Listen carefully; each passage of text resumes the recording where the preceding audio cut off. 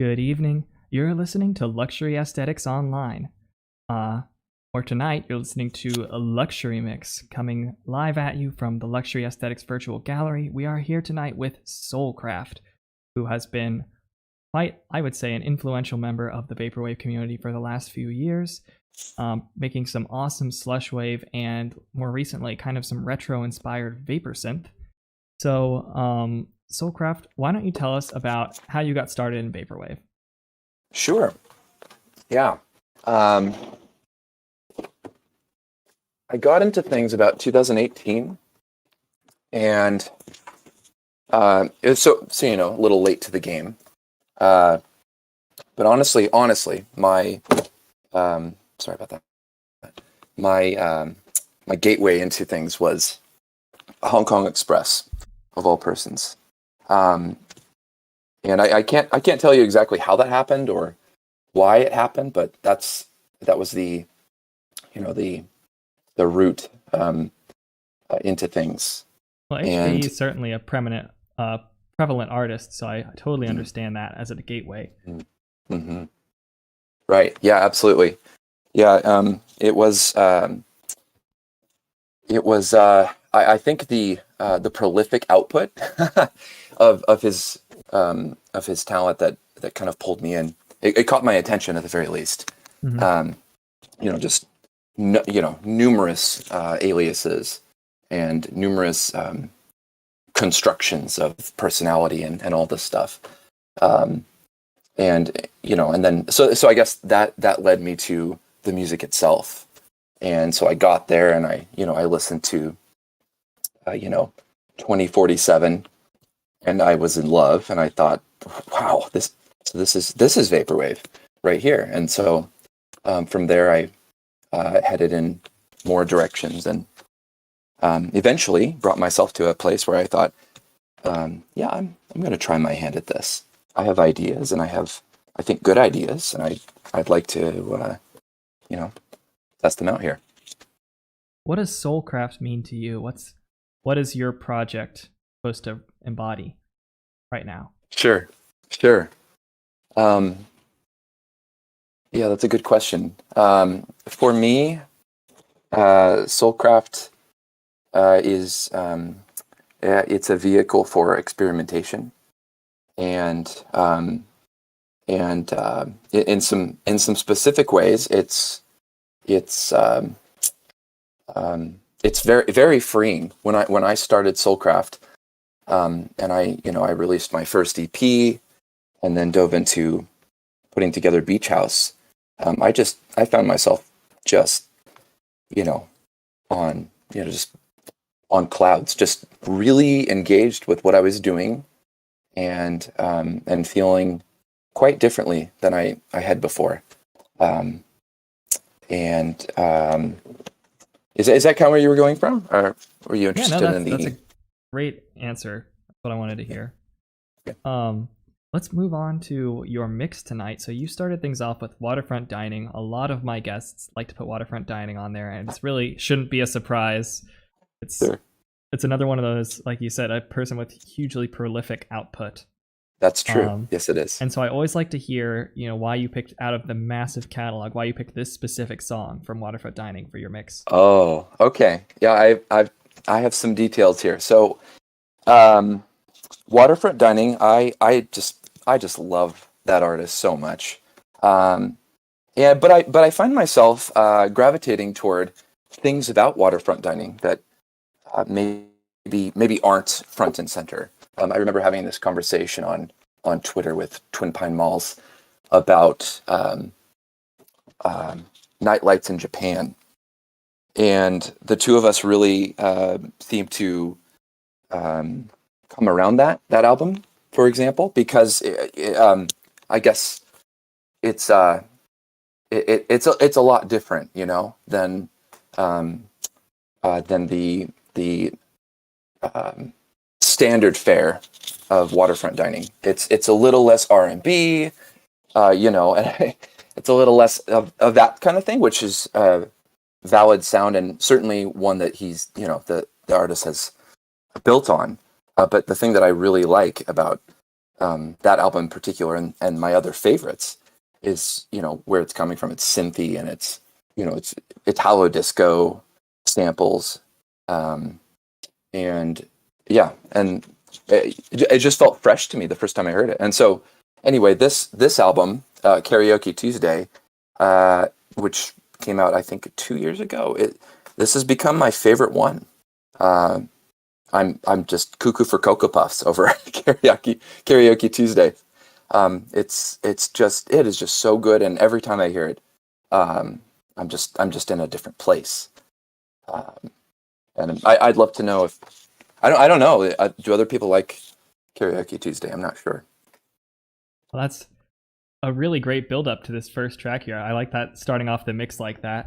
We'll hop Sure. into this song and see what people think. This is Electric Railways Inc.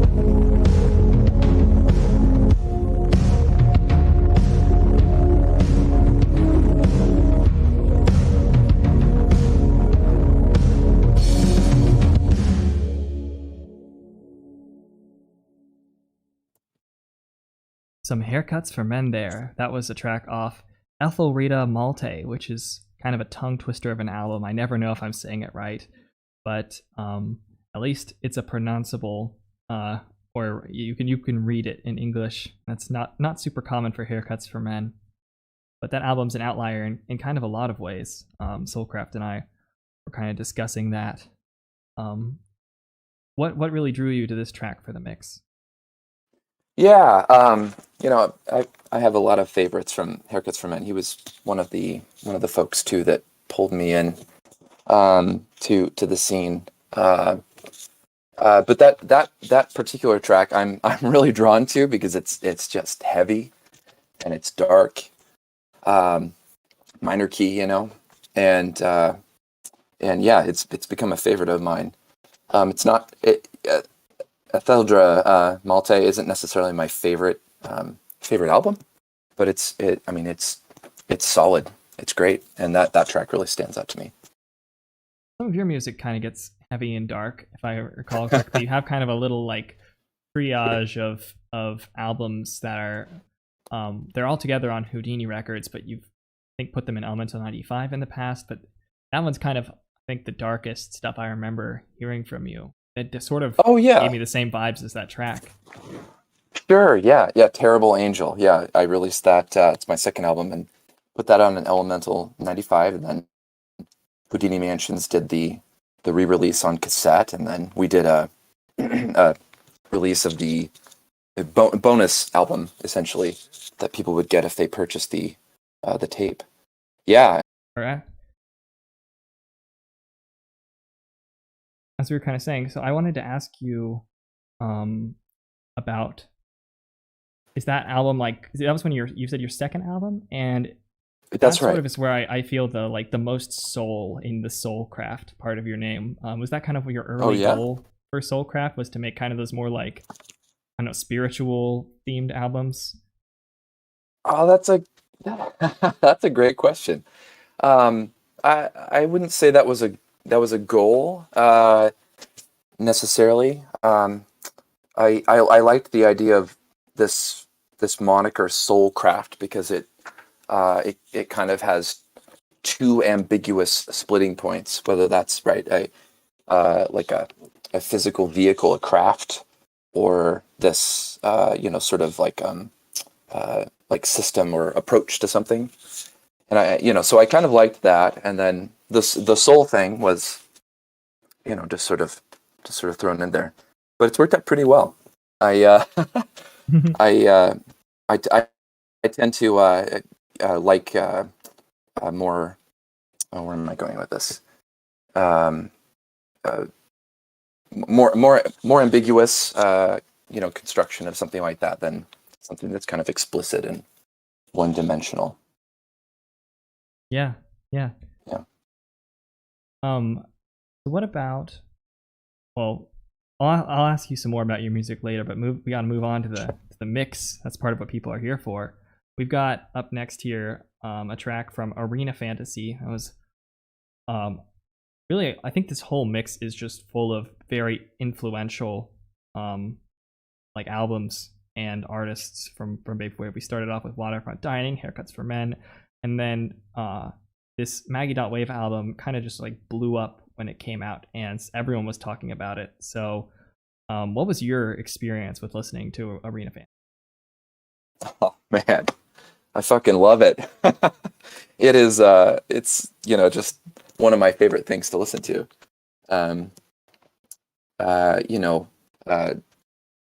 Maggie.wave or Prisoner now is just a good pal of mine. We have just great conversation and great talks. I love the guy. And we've of course collaborated, and his approach to music is so refreshing, so wonderfully refreshing and original, and I can't help myself but be influenced by him and by his ideas. I love it. And I do hope that it goes the other way sometimes. Once in a while. Maybe it does once in a while, I'm not sure. But seriously, just love it. The whole album's great, but I have some favorites. This one I chose because it's just insane, and just starts at 11, and it just goes from there. All right, well, let's dive into the Arena of Souls here. Sure.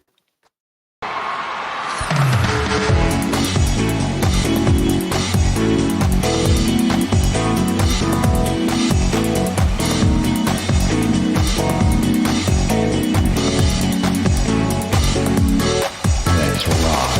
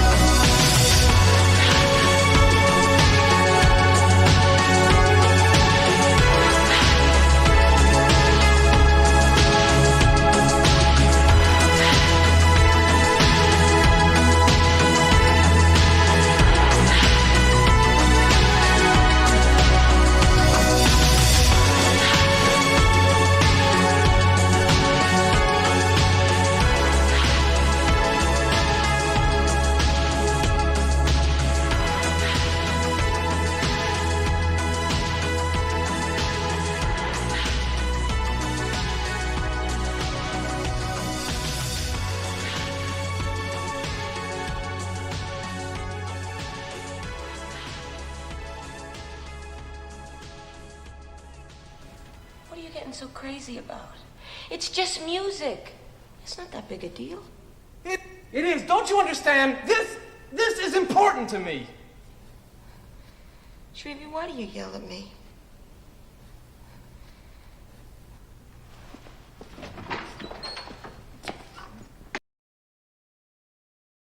And that was Soulcraft's own track, You Know Who I Am, from Foreshadows. Just got reissued on Pacific Plaza Records with a really cool looking little, like, I would say the cassette tape really like embodies the artwork that you saw there with like kind of the shadowy box style. And I really like that the vocal sample you put on the end there, particularly because the first time I heard that used in a song was on a Barb Walters album.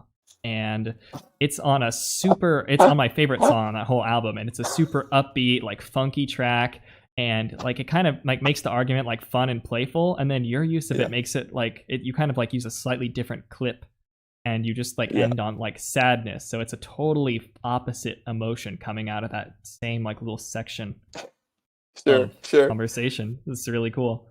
Sure, yeah, that's great. And so Foreshadows is your most recent album, if I remember. No, you have the one on Business Casual, right? Gateway. Is that more recent? Yeah, it is. It is. It's not technically more recent. Funny story. Gateway kind of sat dormant for a little bit, for a lot actually, and so then Foreshadows was put together. But then we have the way it worked out. Gateway was released after it. So, but yeah. And so what led to like the cassette reissue of that album? Why did you pick that one in particular? That cassette or that label for hosting? Sorry, the cassette. Like, did you start out with the cassette and go, "Hey, I want to reissue this one," or did Pacific Plaza reach out to you? Yeah, I reached out to Pacific Plaza because it had always been my goal to have this one on a physical. I put it together with that kind of in mind, and even with the the side splits, getting that set up and coordinated, and and I reached out to a label prior to Pacific Plaza, and that wasn't totally biting, and so I thought, well, Alex and I had a great rapport and a great time releasing my other alias just back in December, and so so anyway, this is for everybody who's listening. My experience with Pacific Plaza is Alex is great. He cares so much about the whole process of like hosting an album and then all the steps of going through and sharing it with other people. He really cares and really puts everything into it. And you just got to respect that. That's huge. And so when it comes to cassettes, my experience has been with him, there's nothing off limits. I brought my ideas and he gave some good feedback too. For example, that burgundy, let's not put the the teal neon blue on top of it because it screams into my eyes, so softened those colors a little bit, but the burgundy color that was coming from me, and I thought that would be a nice stark contrast with the chrome silver gray look of the original artwork. And I just posted the link to that album in the chat if you want to see the cassette that Soulcraft was just talking about, so it makes a little bit more sense. But you can also download the album there if you liked that track. And I also just wanted to add that last the other alias of yours was Endless Cliffs Ltd, which I didn't even realize was you until like today when I was looking over your releases, and I was like, hey, I recognize that. Yeah, that's been on the show before, actually. You're kidding. I did a forecast like climate wave episode at one point, and that was definitely in there. Yeah. And at some point, I need to ask you about your Global Patterns release, because that one is another one that really sticks out to me. But before that, I want to get back to the music here. Your next track is by Donovan Hikaru, from the album Selected Moods. And what in particular made you put this track up here with, got Telepath and all these Telepath is right next after it, and we've got all these like heavy hitters coming up before it. So how does this track punch into this weight?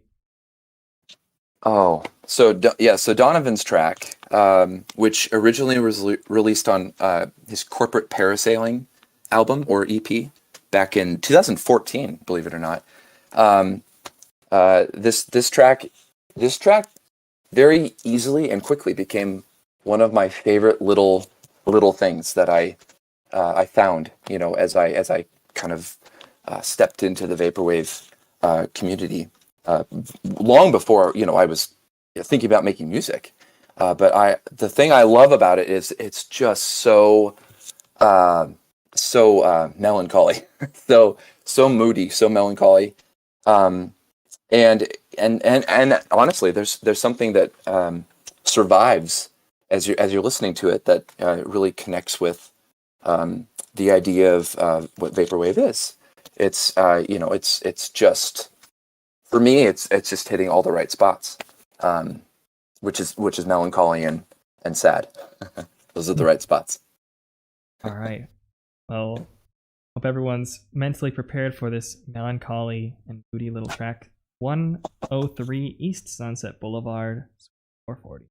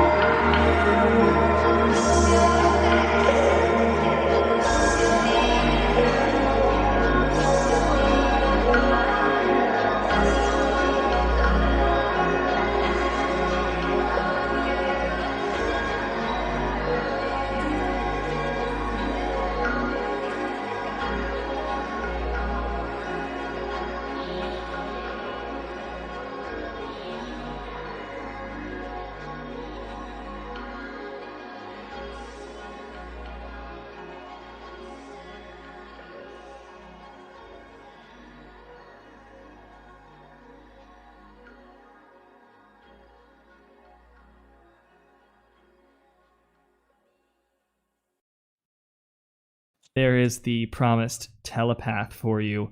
That was I would say it's off the like Ghost Lady album, but I'm pretty sure 90% of his albums are Ghost Lady albums. So um it's hard to name that one. How would you describe that particular album?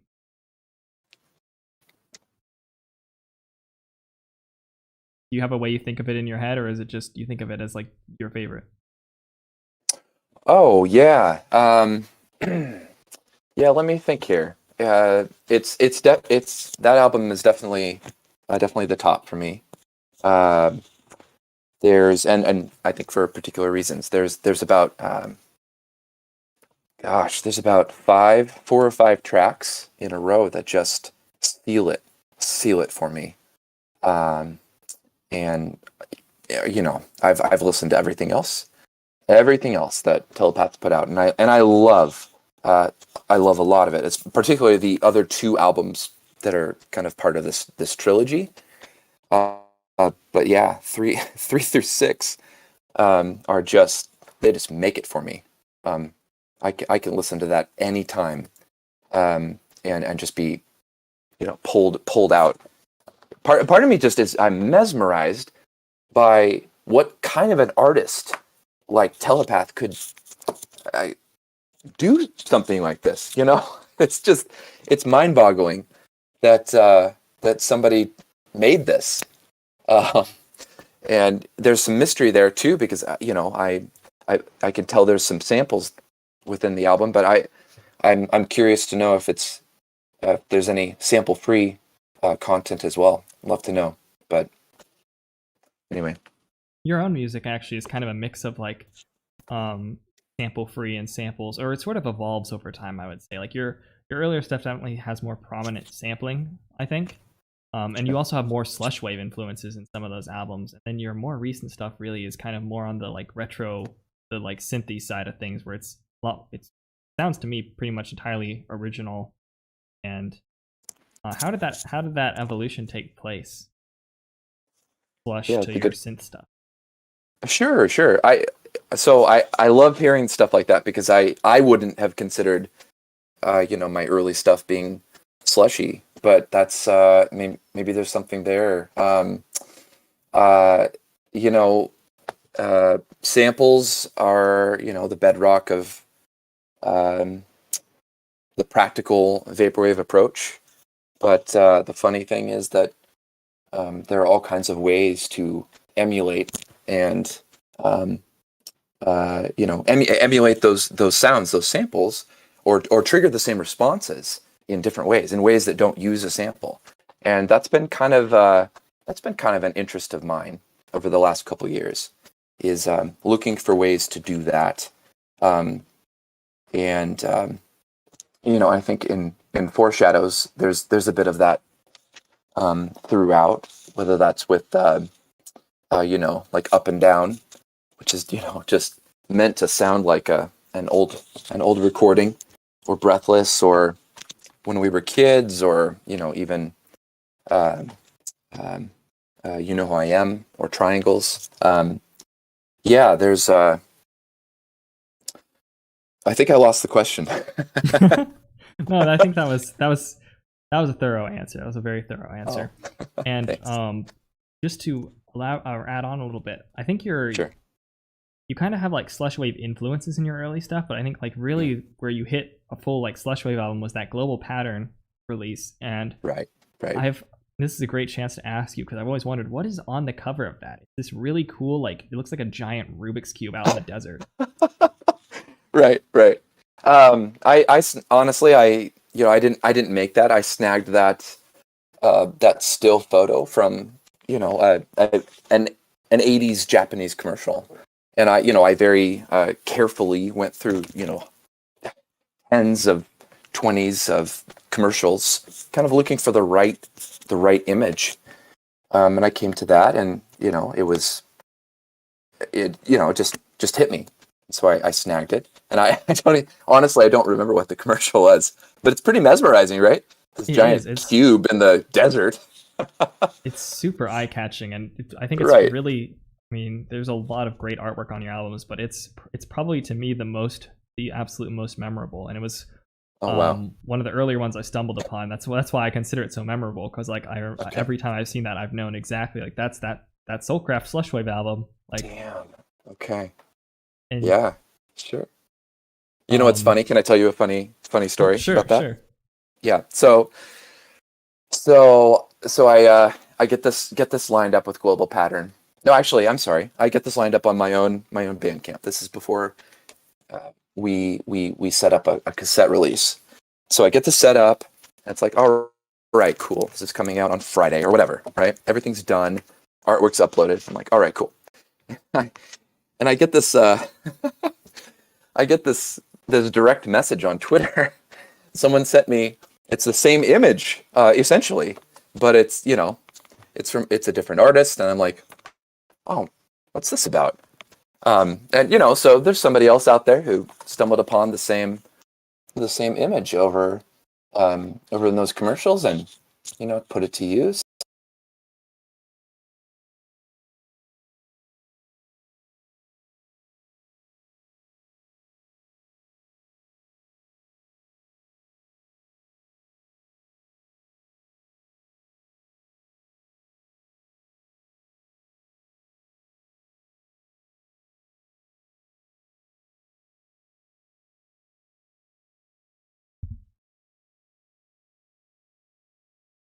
You know what?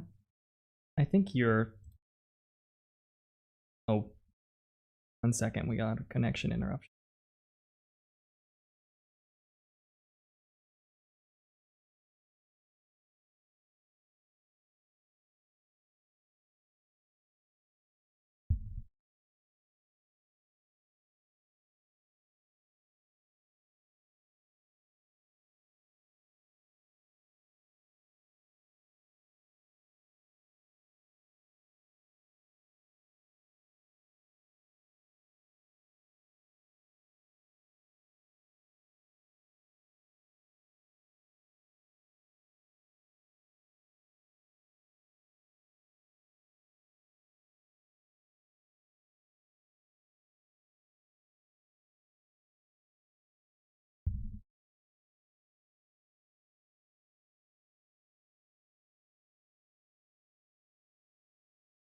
Sure. Here we go. I'm coming back on the stream.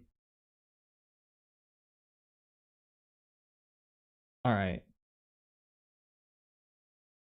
We're back. Okay.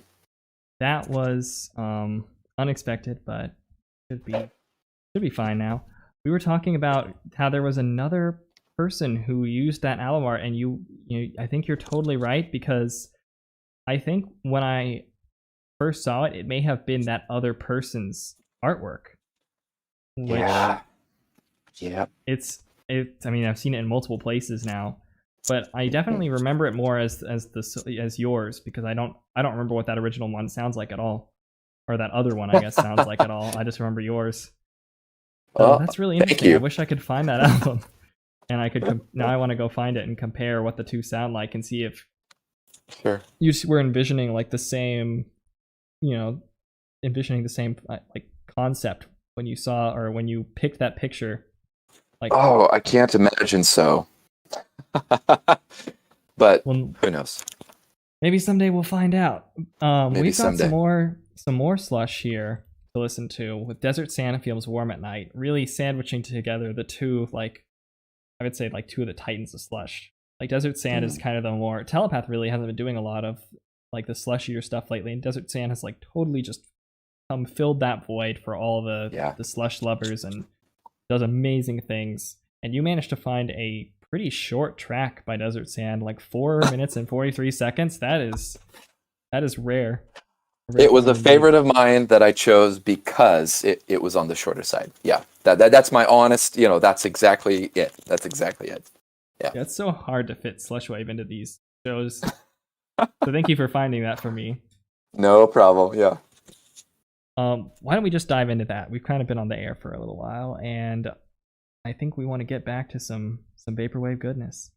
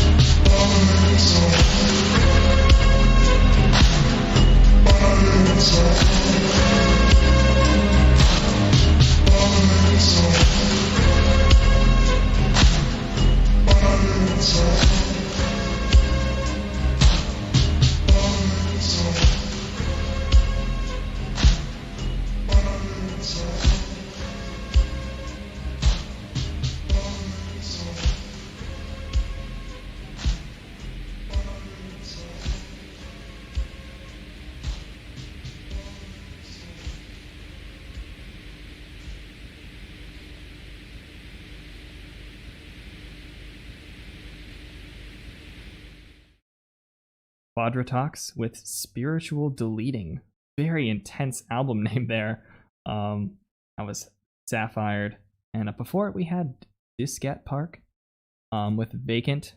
That was off Dark Bandwidth, which Diskette Park kind of has these like bouncy, fun little releases. And then they have like Dark Bandwidth, which is really like more on the computer gaze side of things, where it's a little more, I want to say like it has like the air of like being in a crypt while you're listening. It's still Diskette Park, but it feels like you're like in a much like yes, like a stale air, and like it's a little more computer gazy. I'd describe it. So that's a cool pick. Yeah, both these tracks are I think that was a good pair of tracks to put side by side with Quadratox. And what we've got next here is actually Computer Gaze, the original. We've got Infinity Frequencies coming up. So I'm guessing you kind of like this sound. yeah, it's a sweet spot for me. It's not necessarily the sound that I make, but it is most definitely in my mind one of the main essences to what vaporwave is for me. That sound and the way it makes me feel, and Infinity Frequencies, I love them. At times they're the most I think simplest like approach to like vaporwave. Just here's this track and it's like cut in Audacity and it's repeated, sometimes poorly, sometimes better, but there, it's just there's something magical about the way that a sample can be used and the way that it's couched into context, and when that happens, like no amount of analysis can kind of do it justice. The experience is real to you. And for me, that was most certainly the case with Infinity Frequencies from the get-go. Just really engaging, really shocking 1 minute songs. Yeah. The next one we've got here is Lotus Bloom. It's a minute treat, or I don't know if you call something this like dark a treat, but I mean for certain people it is. So that's what we're here for. We're here to see what makes you tick and what you like to listen to. So here's Lotus Bloom by Infinity.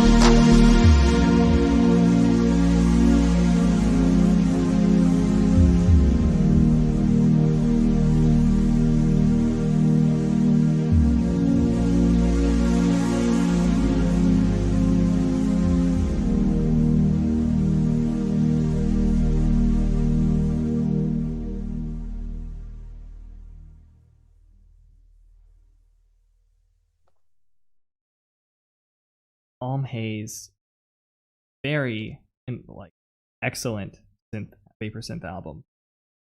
And Miami Vice, probably one of the best vapor synth albums for everything it does, everything it inspired, and all the way back in 2013. This impressive that something so well defined came out of vaporwave around then.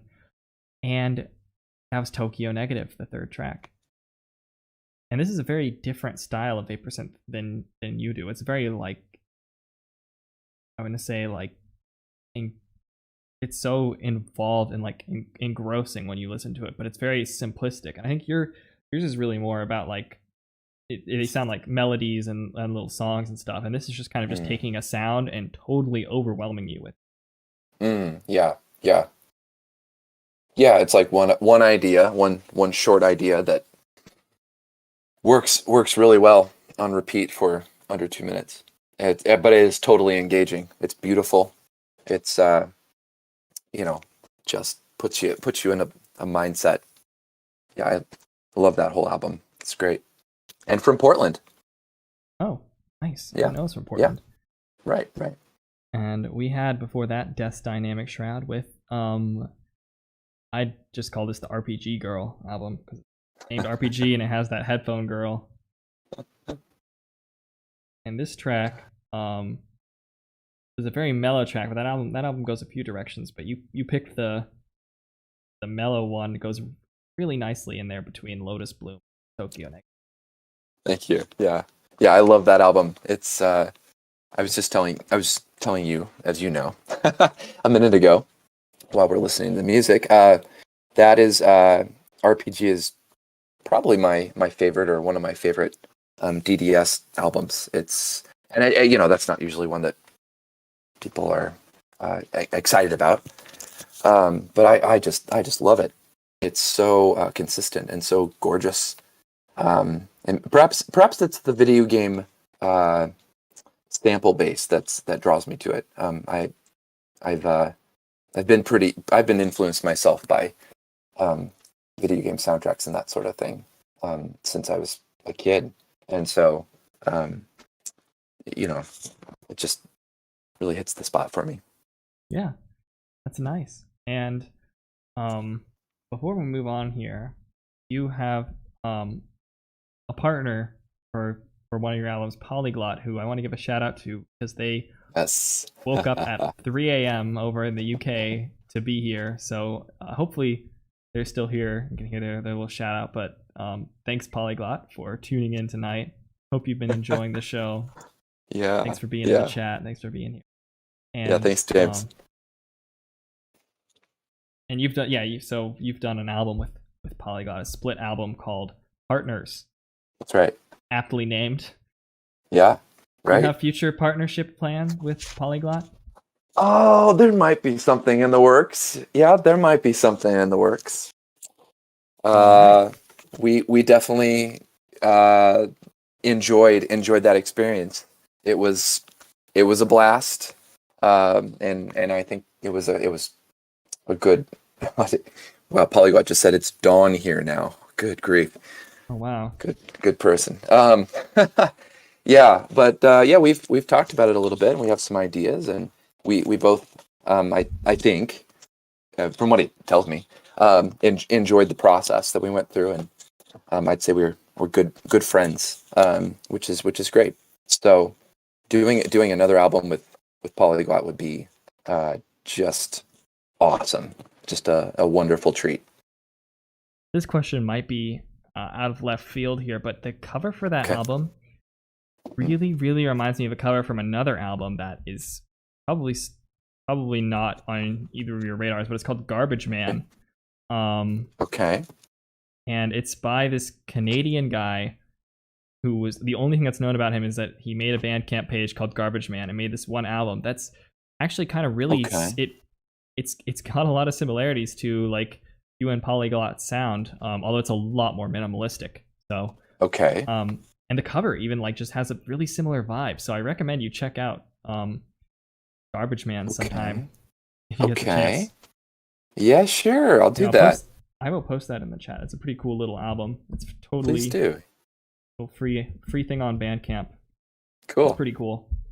That's great.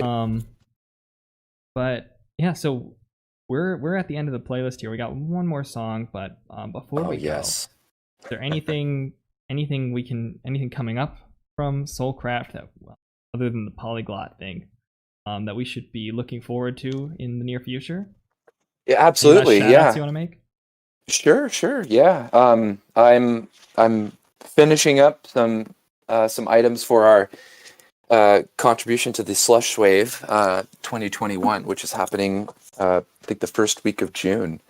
And so, you know, if that's your thing, I got visuals and tracks, and I'll be sharing a couple of tracks that no one's heard before, and pretty excited about that. So be looking for that. And you know, yeah, I'm always working on something, so it's kind of what I do. But thanks for listening, everybody. I really love you guys. You're the best. And thanks to you, Soulcraft, for coming on the show and sharing this music and giving us your insights and perspective. I love adding, even with, you take these songs that, you know, people, the established artists, established albums, but it still adds a lot to them just to hear the perspective of someone who loves them. Sure. Yeah. Thank you. Thanks for having me. Yeah. We're gonna finish off here with another, you could say, established artist, New Dreams Ltd. So this track is your finisher, and it was probably one of my favorite tracks of all time. I love it. Very nice. So, yeah. I mean, we can dive into it unless you got something last shout outs or. All right. Yeah, shout out to Vectroid. I'll just. There we go. Shout out to Vectroid. I hope Vectroid hears me. Thank you. Bringing us this stuff, you know. Yeah. So let's get into Pine Forest Surf here. All right.